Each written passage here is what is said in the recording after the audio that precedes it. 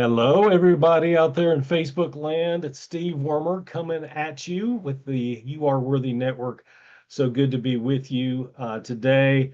And just in case you guys haven't caught it yet, which maybe you haven't on a Tuesday work day, I did put out a video earlier today. I was at the gym and I said, let me just pop in here and encourage folks. I just wanted to articulate to you guys that I'm having one of those days where I haven't specifically been feeling all that worthy. And it kind of, I know the origin of it came from a meeting that I was in last night that I wasn't particularly happy with the way it went, and kind of went to bed last night with some emotions about it. Woke up, had my quiet time with the Lord, but there was still some residue, and it just was lacking a little motivation. And I love going to the gym. Today I didn't feel like going. I pushed through anyway because it's what I do. It's where I was supposed to be today. And I know I would have felt worse if I would have skipped it. But I say all that just to tell you I don't have all this thing figured out either. I definitely had some discouragement and some imposter syndrome today. And just like I said in the video, you can check it out if you get time, just felt unworthy today. But it doesn't change the fact that my emotions don't get to tell me the truth. And the truth is, we are worthy of love, respect, and success. So I just wanted to share that with you guys vulnerably today. Anyway, enough about me because it's not about me. I'm excited to introduce you to our guest today. And I think you're really going to love her. And I want to tell you a little bit about her from her bio. Alicia Garza, a business owner and accomplished entrepreneur, now coaches executives. Her passion for performance and growth propels high success business opportunities. Her hands on, results driven experience across business sectors reflects her insatiable curiosity of a lifelong learner. Garza's vision for clients focuses on goals achievable through high effect coaching and mentoring. Practical solutions and transformational guidance help them break through obstacles. Her clients achieve enduring success professionally and personally. Garza's success path is multifaceted, producing workforce development programs, developing sales in oil and gas fieldwork ventures, mid-career MBA from LSU, strategizing business diversities, earning the Coaching and Positive Psychology Institute's CPEC certification, qualifying as a John Maxwell coach, speaker, and trainer. Garza's leadership style reflects real world authenticity, grounded leadership skills, communication effectiveness, and powerful resilience. She brings a complete package, a key voice for strategizing, developing, implementing, building, and educating. Alicia Garza is an active Empower Her Life, the Women's Business Alliance, and local business networks through, I'm probably going to say this wrong, Homa Terrebonne Chamber of Commerce. An empowering thought leader, she speaks for important events and on panels like the WBA's The Power of She. As a philanthropist, Garza founded the bilingual nonprofit Mariposa Foundation, empowering women finding their way back to themselves, guiding them to unlocking their full potential. Through Mariposa, Alicia Garza shares her strengths with others so they can step into higher levels of living and giving. Wow, an impressive bio for sure. Alicia, welcome to the You Are Worthy Network. Thank you, Steve. I really appreciate it. That was awesome. You said it well. Appreciate that. You're giving me grace. I know I missed a couple of those words, but it's okay. Totally okay. um, yeah, your bio is very diverse and very seasoned with many opportunities for sure. Um, but before we jump into what you do, tell us a little bit about yourself. Where are you from? What do you like to do for fun? That kind of thing. Yes. So thank you for having me on your You Are Worthy network today, and I really appreciate that and you taking the time for this interview. So I am from a small town called Houma, Louisiana, which is south of New Orleans. So there is a place that does exist south of New Orleans. Way down there. Way down there. Yes, that's correct. So I've lived here about 30 years. I'm originally from Texas, but in my heart, I'm still a Texas girl. But I live in Louisiana now, and it's been my home now for the past 30 years. And so some of the things that I enjoy doing, like Bio said, I am a lifelong learner, so I'll probably continue learning. I'll probably be with the book in my hand, in my funeral. I don't know. I just love to learn. Um, and I love to travel. I love to exercise. I'm glad that you brought that up about going work out. And sometimes we don't feel like it, but it's the one thing that does keep us sane at the moment because it, builds up your endorphins. But, working out, traveling, spending time with my family, my children, my grandchildren. So yeah, so I just, family is very important to me. So I make an effort to make sure that we stay connected. Yeah, it's important for sure. So, um, how many kids and grandkids? So I have two daughters, 35 and 25, and five grandchildren. So four boys and one girl. Wow, are they within driving distance? Oh, yes, they're all within like 4 miles, 5 miles away. Oh, what a blessing that is. Yes, for sure. Yeah. So do you guys go on like family trips together and do everything together? Not everything. Sometimes you need a little space from each other, but but yeah, but we do a beach trip once a year together. Sundays are normally times that we're together as well, whether we're just ordering in or cooking at, one of my daughter's house. So she has most of the kids, so everybody congregates at that house. So yeah, so we try to do as much as we can together, but everybody's lives get busy with, their own schedules. So just maneuvering the time. Yeah, what's your favorite beach spot? Well, I'm gonna have to say Orange Beach, Alabama, because I have a place there. So Okay. yeah, yes. We used to go to Destin, Navarre, Florida. We've been to all those areas, but Orange Beach seems to be a real sweet spot. It's not too far and it's not too close, but it's just far enough away that's driving distance only 4 hours away from me. So that's one of my favorite spots. Now, if I had to travel internationally, it would be the Bahamas. So Okay. Okay. There you go. yeah. Yeah, we're taking a little time off in well, in about a month, November 12th, and we've really had a hard time deciding where to go, and it's a long story, but Destin was a possibility, and it Mm. looks like it's not available now, and that's fine. We like Panama City Beach a lot, Oh yeah. Mhm. but I remember staying in Gulf Shores adjacent to Orange Beach once, and it is a Mhm. very nice, very growing area for sure. Yes. But yeah, got 4 hours is great. I mean, it takes us 7 hours to get to the beach from where we Yeah. live, and it's doable, but a little longer for sure.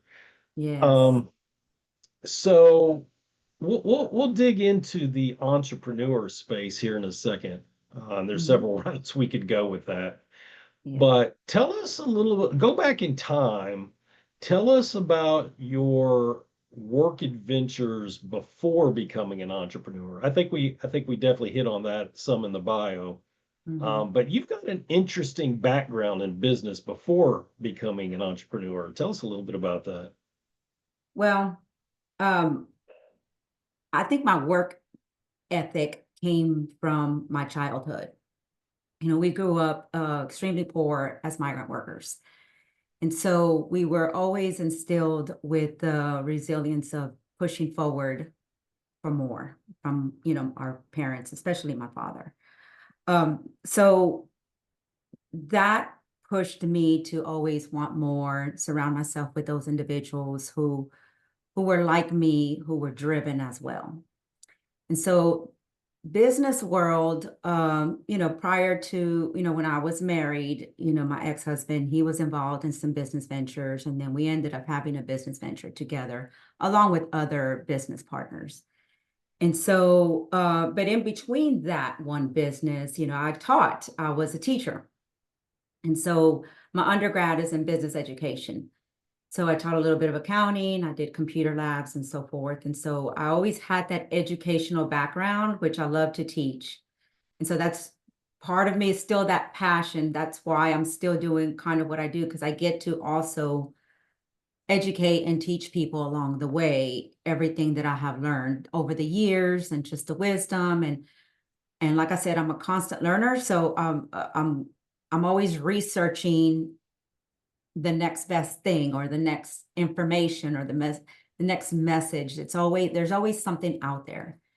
So I taught, then we went into the pipeline world, totally foreign to me, but I learned it. Uh, like I said, it was myself, my ex-husband, and um, other business partners as well. It wasn't me alone. We were all a team, because it takes a team to make a company successful. And so there's just, if anybody says it's just them that does it alone, they're fooling you. So, because it takes a village, just like in a family, it takes a village to raise kids.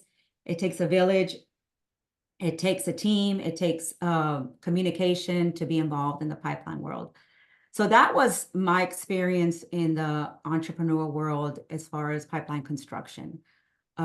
I took the state certifications across multiple states in order for us to do business in those states, which was very stressful because we couldn't operate in those states unless that state certification was valid. So, but it was great. It was a great learning opportunity for a lot of us because we had the pipeline construction, we had the painting and sandblasting, and we also had a fabrication shop. So it was 3 departments in one business. But the opportunities and the growth that we had with that company was amazing. And it was a great experience, I have to say. I was kind of sad when we sold it because I really enjoyed the people. I enjoyed the team that we had. But, some things have to be sold and moved on. So fast forward, I took a little break, and then I developed Ascend 360 coaching. So this is where I'm at now, along with the nonprofit. Okay, so was this before John Maxwell certification or after?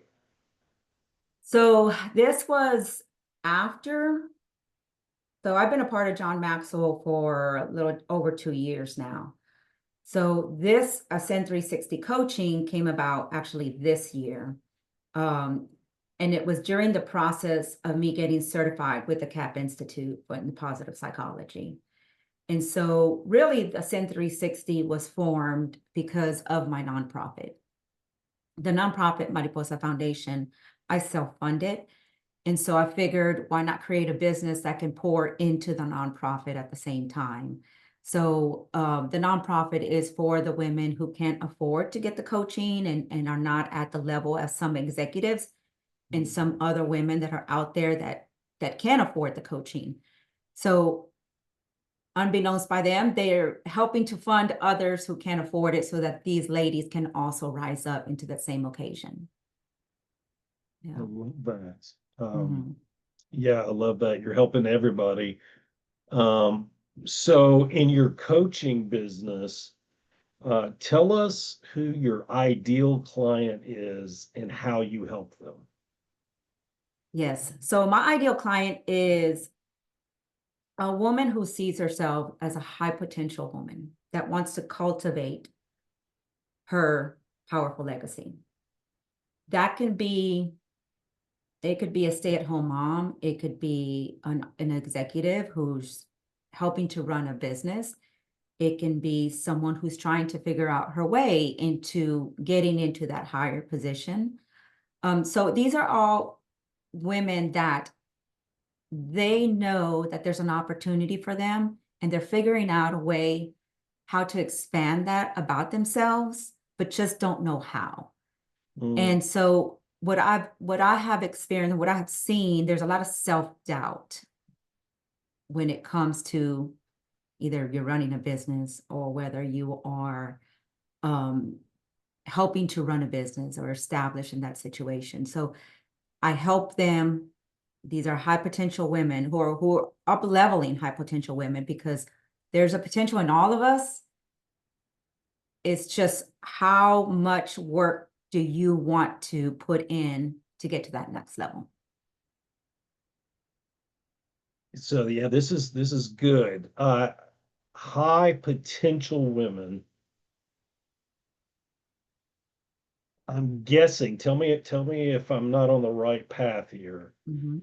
There's mindset challenges to include lack of self-worth. Would that be accurate? That's correct. So Absolutely. do you help them with the mindset portion also? Absolutely. Yes. Because you see, a woman and a man too, I mean, men go through these things as well, but a woman has to want to grow and learn. And the only way you can grow and learn is if you can clear your own mindset. You're going to have constant you're going to have constant noise. People are going to tell you every day all day long what you should and you shouldn't do. But we all know that God has a purpose for us all. Yep. And so what you're feeling in your heart most likely is where your passion is leading you to. So yeah, the mindset is a huge part of the coaching, mentoring, and or consulting part of what I do to align their thoughts, align their values, and figure out what their purpose is and where really do they want to be in order for them to live fulfilling lives. Yeah, because it does very little value from my perspective to work on the goals and the accountabilities and the action steps towards who that person wants to be if the mindset block hasn't been cleared yet. And I'll even take it a step further. And I was talking to our guest yesterday about this. Mhm. I believe that mindset is created by a previous wound that has yet to be healed. So you have to even go back, identify the wound, heal the wound. There's different ways of doing that. Mhm. And then you come back to mindset, clear that block, which there's techniques for that, and then you can move forward. Absolutely. Self-awareness. You have to be self-aware of what it is that is triggering you. We all have triggers. Mhm. We all have the thoughts and we all react on those triggers and thoughts. And so when you think about those triggers and those thoughts, there's always an underlying issue somewhere along the way. And a lot of times when we think about that, we are internalizing something that is not about us. It's something that happened to us or happened around us. And then we absorb all that. And so that we end up taking it out on someone else. And so when you become self-aware of the things that trigger you, you become self-aware of those thoughts and you start working on them because coaching is not about a therapy session. Yeah. That's not what coaching is about. Coaching is about taking the individual from where they're at right now and helping them move forward into the place that they want to be because they want to get there. They just don't know how to get there. And so oftentimes when I do meet with certain ladies and there's an underlying issue that's going on from their past, I'll recommend and say, I think you need to speak with the therapist. We can continue on here from this point forward, but a therapist is going to help them what they dealt with in the past that has them where they are right now. And a coach helps them take all where they are right now and help them to move to the forward. Yeah, that's exactly right. Mhm. Yeah, I love that you articulate well, this was earlier when we were talking that no one gets to where they're going alone, no one gets to the top alone. It may look like that, but there's always a support team Mhm. behind the scenes. There's always a healthy circle.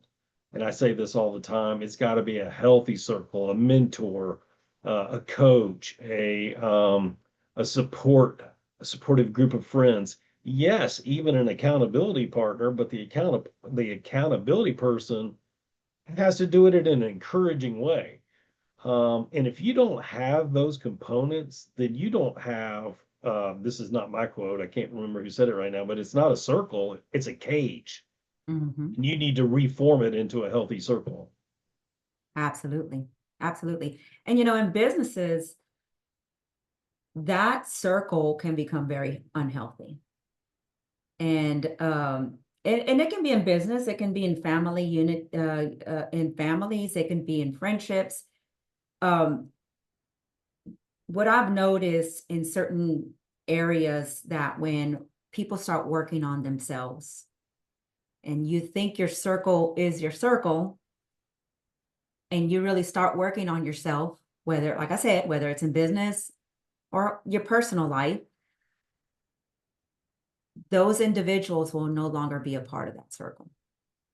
They'll go in their own cage, as you mentioned. And that is when sometimes you start to internalize, like, what did I do wrong? What was it that I did wrong? But what I have known is that when people go through that growth process, the things that no longer serve you start to go away. Yeah. And that's when you Yeah. really start to move forward. Yeah, that's a great point. I think sometimes it happens organically. Sometimes God removes people. I do Mhm, think I'll give you one example. Sometimes we are forced with a difficult decision.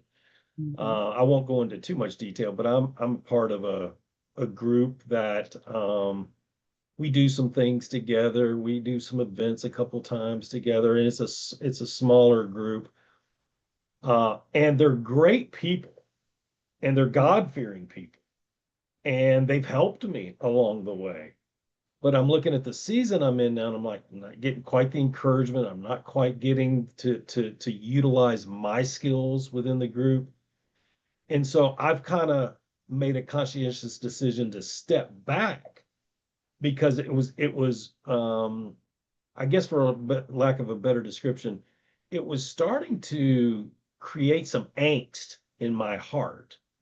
And they mhm, weren't doing it on purpose. It was just the landscape of the group. And I was like, you know what? I don't need that angst. I mhm, need more support. I need more encouragement. And if I'm not getting it here, let me not overreact, but let me step back from this for a while, pray about it, reevaluate it, see if this is going to continue to serve me in the long run. But I need to be able to step back and see it from 30,000 feet. I'm too close to it right now. Does that make sense? mhm. Oh, absolutely. Absolutely. There's been countless times that I've as even all the work that I have done and the certifications that I have, there is self-doubt within myself too because of that. I'm thinking, okay, is this right for me or is it not right for me? And I've had to make a also a conscious decision to say, okay, that's not working for me. I know what I want. And it took me a long time to get to this point. It took me a long time to get to an area to say, I know exactly what I want in life. Um, I've raised two kids and we were in business the majority of our lives together. And it was always go, go, go. And it was always someone else's dream. And so Mm, now that I have the opportunity to really hone in on what I want to do, sometimes you're not going to get that support or they're going to think differently. It may not, no offense to them, they just think differently than what you do. It's totally okay. That doesn't mean I'm going to stop what I'm doing because I yeah, have finally found my own purpose and my own passion. And so it's up to me to make that happen for me now. My kids are grown. I get to do this. I get to do now what I want for me. absolutely. And, for all of us, the sand continues to run through the hourglass, right? If not now, when? We don't want to We don't want to get to the end and have those regrets that we didn't try to dream and accomplish all that God has for us, for sure. Amen. I'm interested because I don't remember reading this in the bio. You may have told me this when we talked before. So your bio doesn't say author, but I'm curious if there's a book in the works. Yes, yes. Actually, the book I've co-authored with 20 other authors, and the book is called Cracking the Rich Code, Volume 19. So my chapter is about up-leveling high potential women and cultivating their powerful futures. And so that chapter is about, being on the front line of up-leveling and cultivating where you want to be and where you want to go and what it takes to get there. Of course, I have another book that I'm doing a little bit of research on after this, but this is the first book that's coming out. It should be coming out at the end of October, I think, or the first week of November. Can you give folks the name of that again? It's called Cracking the Rich Code, Volume 19. Does that happen to be published by Jim Britt? Yes. Yep. It's published by Jim Britt, endorsed by Tony Robbins. Love it. Love it. Yeah. Jim's awesome. Yeah, I like that a lot. So when that comes out, you said the end of October? End of October, first week of November. I believe that's the anticipated date. We'll put all your links in the description when we go offline, but where would people be able to find that book when it's published? So I'm going to have it on my website. I'm going to have it on my Facebook page and my Instagram page, and I'll also have it on my LinkedIn account as well. Okay, awesome. And we'll have all those links for you guys that are curious about that because I'm sure that's got some interest for sure. Yeah.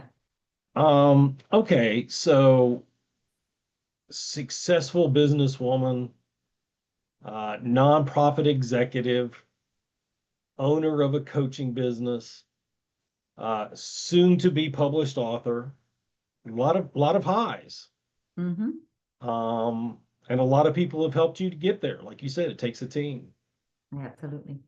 But I also know we don't get to the mountains without some wilderness times in our lives. Is there a particular season of life that you didn't feel worthy? Yeah, great question. Yes, I have to say probably after my divorce, got separated in 2018, got divorced in 2019. Of course, COVID happened, which really, really tested my mental capacity during that time. But during that time, that was a time where I really had a lot of self-reflection, and I didn't feel worthy at all because I thought that my worthiness was through someone else. I thought that my worthiness was my ex-husband, having my family, my children. And even though those are all important things to me, my whole world surrounded around them. And every decision that I made was pertaining to them. And so the businesses that we've had, yeah, we made it happen together, but it was always in someone else's eyes and someone else's dreams. Never in my wildest dream would I have thought that I would be running, help run a pipeline construction company. But I did, and I made it work. Because if there's one thing about me, whatever you throw at me, I'm going to make it work. I'm going to learn everything that I possibly can about it, and I'm going to make it happen. So after my divorce, I felt really unworthy, not because of a decision that I made. It was because of a decision that someone else made. And I had to come to the realization that I'm not the product of that decision. That was somebody else's choice. That was someone else's decision. And I had to make the best of that bad scenario and move forward. So it took a lot. It took a lot for me. It took therapy. It took multiple coaches, therapy, life coaches. It took a lot. And I continued to grow through that process. And then that's when I said, okay, I know that there's other women out there going through the same things I am. Because I was with my ex-husband for 24 years. You think that you're going to grow old together and, travel after you've been so successful. Some people are just not on the same page as you are. And that's okay. We're all okay to move forward. So that happened. Like I said, my divorce happened in 2019. COVID hit in 20. In 21, my 36-year-old nephew passed away. In 22, my brother passed away. Same year, one of my sisters was diagnosed with pancreatic cancer. And then in 23, my other sibling passed away. So since 2019, it has been a constant scenarios that would cause me to want to set back. Just say, okay, I give up. Here's the white flag. I'm done. I want to give up. But there was just always something in me that said, I'm not giving up. I went through this struggle, and I needed to learn how to manage my emotions through all of it. And so, which dove me more into, of course, John Maxwell, getting around that environment, and then also learning about the positive psychology. Wow, that was quite a 3 or 4 year period. Yeah. 19 to 23, yeah. Who was it exactly that passed away, did you say? Nephew, brother, and sister. All three passed away. All three, 1 year after the other, 21, 22, and 23. I'm so sorry. Goodness. Yeah.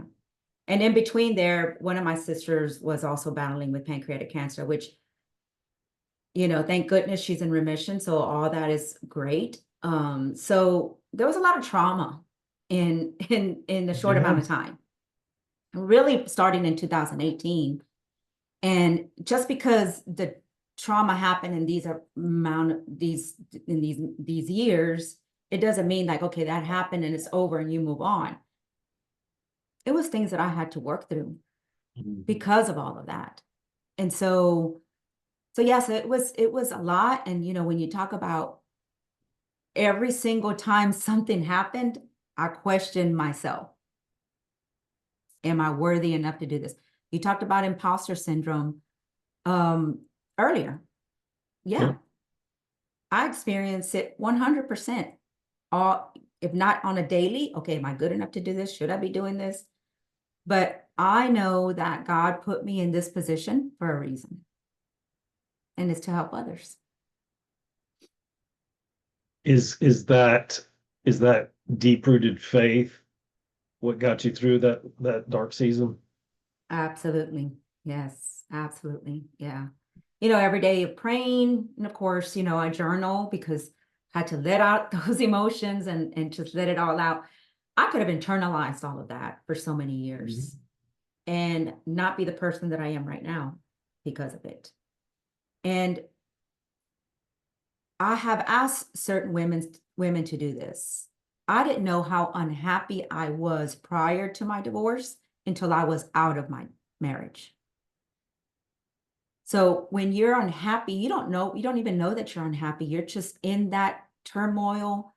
You're just living life and you're just moving on. But then once you're out of that marriage or out of that scenario or that environment, and you really start working on yourself, then you start really thinking about all the little things that were happening that you just made a blind eye to. The signs were there, but I was doing this. I didn't want to see it. And so, yeah, when we talk about sometimes God removes certain scenarios in your life or certain people out of your life, and it's for a reason. And I had to pray a lot about that. Okay, God, if this is really truly what I'm supposed to be doing, then show me the way. And trust me, did I make Have I always made good decisions? Absolutely not. There was a time when I was in a very dark place and I made a lot of bad choices. But you know what? I own them. I own those choices. Yeah. I'm going to give you an opportunity to brag on yourself for a minute, but I'm going to do it in a way that's going to make you really think. I Okay. usually do a variation of this in different topics, but I'm going to use it this way with you. Describe yourself using only 3 words. Okay. I'm disciplined. I'm resilient. And I am transformative. Disciplined, Hmm. Resilient. resilient, Hmm. transformative. Hmm. I kid you not. While I was thinking of that question, while you were finishing your thought on the last answer, the word that kept glaring at me about you, and I've only known you for a couple of weeks, was Hmm. resilient. Yeah. That's powerful. Yeah. Well, every day you have to wake up with something that you want to be proud of. We can wake up every morning and say, okay, here we go. I'm going to work today. I'm going to this. And it becomes a cycle of, of misery. So when I was going through my own journey, I made a conscious effort to be resilient. And that came, look, it came from childhood. There's certain things that come from childhood, and that was definitely from childhood. My dad, even though he didn't have an education, my dad was homeless growing up, and Mm, we were migrant workers, so the fact that my dad instilled so much wisdom and resilience in us to succeed told me a mhm, lot. And of course, back then when I was young, dad's mean, dad's this, whatever. No, my father has been gone for 14 years now, but he still lives in my mind. He still lives like say, rent free in my brain yeah, every single day. Because the one thing that he would say to us girls growing up is saying, if you don't want this life, you have to go to school, you have to get yourself an education, you have to make sure that you can be self-sufficient, because he knew what could happen to a woman. Do you want to work minimum wage, or do you want to be above? Do you want to be making the decisions? Um, yes, you're going to get married. You don't know if that man is going to make a mistake and you end up divorced, or he ends up beating you, or he ends up doing whatever he is that he's doing. You don't know that you end up being divorced or single by yourself. And to be able to maintain yourself as a woman was very important to my dad. And look, when I went through my divorce, don't think for 1 minute that his voice wasn't playing in the back of my mind constantly. Because at that point in time is when I said, okay, I got to go do something. Even though I was retired from oil field world that sold in 2016, and we got separated in 2018, I said, I have to go do something because I'm going crazy here. So I ended up going work at a community college. And did I have to work? I didn't, but it was my saving grace. I'm very, I'm very fortunate, and I'm very glad that I had that opportunity, that they gave me the opportunity to go to work there. And it was because I had the background, I had the degrees, I had what it took to get that position. And so the word resilient started coming up again during the time, like in 2018. My world was falling apart and I didn't know where it was going. mhm, All I knew is that this world that I knew was about to be over. yeah, And so, yeah, so the word yeah, resilient, it's every day. I wake up every single day with yeah, something in mind to have a purpose. yeah. I love that. And I see that in your character for sure. Um, We got to close out here in a second, but I'd Mhm. love for you to leave the viewers with any thoughts of wisdom or encouragement that you'd like to give them for the rest of the week. Yes. What I want to say is that we all have choices to make, and we all have decisions to make. What we want to do is make sure that when you make that choice and you make that decision, that it's a decision and a choice that's going to help you thrive to move forward. And I'm here to tell you that as a woman, like I said, growing up poor, don't give yourself self-doubt that you can't do something, because the only person that's holding you back is you. Mm, You can have external voices telling you all day long that you shouldn't or you can't. But it's that internal voice that you need to listen to. So if that internal voice is telling you you can do this, then you have to believe in yourself. yeah, great advice. Great advice. Thank you, Alicia. It's been incredible having you as my guest today. Thank you for imparting your experience, your wisdom, and your kindness to the viewers. Really, really appreciate it. Thank you. I appreciate you having me here. Of course. Guys, as Alicia described herself with those three powerful words, I think it's a great reminder that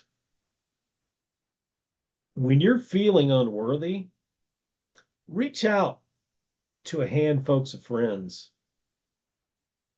and ask them to do the same thing that I did with Alicia, to give for them to give you three words that describe your character. I bet you'll find it extremely uplifting and encouraging. And I bet it won't be too much longer that you begin to feel worthy again, because you are worthy. You really are. And just like Alicia had that rough patch from 2018 to 2023, I mean, that's a long time. 5 years is a half a decade. That's a tough, tough season she went through. But she was resilient because she kept going to her maker. And God wasn't done with her story. He's not done with yours either. Be encouraged today, my friends. You are worthy. We appreciate you. We're grateful for you. Have a great rest of your Tuesday. We'll see you next time. Take care.